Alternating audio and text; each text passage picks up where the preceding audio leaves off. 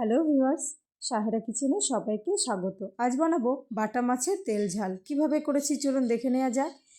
প্রথমে বাটা মাছগুলোকে আমি ভালো করে ধুয়ে নিয়ে লবণ হলুদ মাখিয়ে রেখেছিলাম। এরপর ফ্রাই প্যানে সর্ষের তেল দিয়ে তেলটা গরম হয়ে আসলে এক এক করে বাটা মাছের পিসগুলোকে দিয়ে উল্টে পাল্টে আমি এটাকে ভেজে নেব। প্রায় ভাজা হয়ে গেছে, এরপর তুলে আমি এক সাইডে রেখে দেবো। এরপর সেই ফ্রাই প্যানেই আমি আরও কিছুটা পরিমাণে সর্ষের তেল দিয়ে প্রথমে এর মধ্যে আমি দিয়ে দিলাম হচ্ছে 1 টেবিল স্পুন কালো জিরে আর পেঁয়াজ কুচি। তারপর ভালো করে নেড়ে চেড়ে নেব। পেঁয়াজটা একটু লাল লাল হয়ে আসলে এর মধ্যে আমি দিয়ে দেবো হচ্ছে আদা রসুন বাটা। আদা রসুন বাটাটা দেওয়ার পরে ভালো করে নেড়ে চেড়ে নেব যতক্ষণ না এখান থেকে আদা রসুনের কাঁচা গন্ধটা চলে যায়। কাঁচা গন্ধটা চলে যাওয়ার পরে এর মধ্যে আমি দিয়ে দেবো হচ্ছে টমেটো কুচি।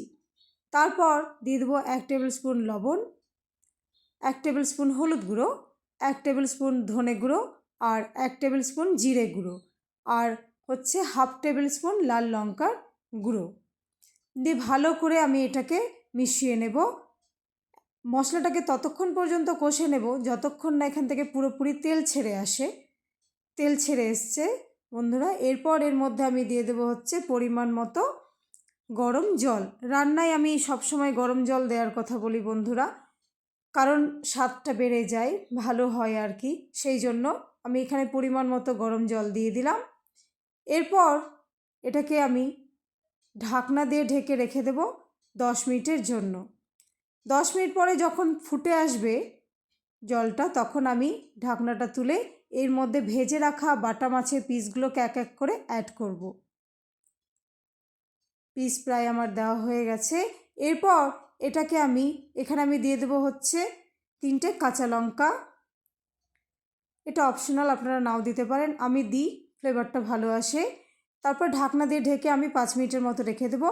5 মিনিট পরে ঢাকনাটা তুলে নিয়ে আমি এর মধ্যে ধনেপাতা কুচি ছড়িয়ে দিলাম। এটা আপনারা নাও দিতে পারেন, আমি দিই, ভালো লাগে বন্ধুরা। তারপর আমি এটাকে পরিবেশন করব। আপনারাও বাড়িতে বানাবেন, বানিয়ে খেয়ে আমাকে কমেন্টে জানাবেন কেমন হয়েছে। ভিডিওটি ভালো লাগলে অবশ্যই লাইক কমেন্ট ও শেয়ার করবেন। সকলে খুব ভালো থাকবেন ও সুস্থ থাকবেন। ভিডিওটি দেখার জন্য অসংখ্য ধন্যবাদ।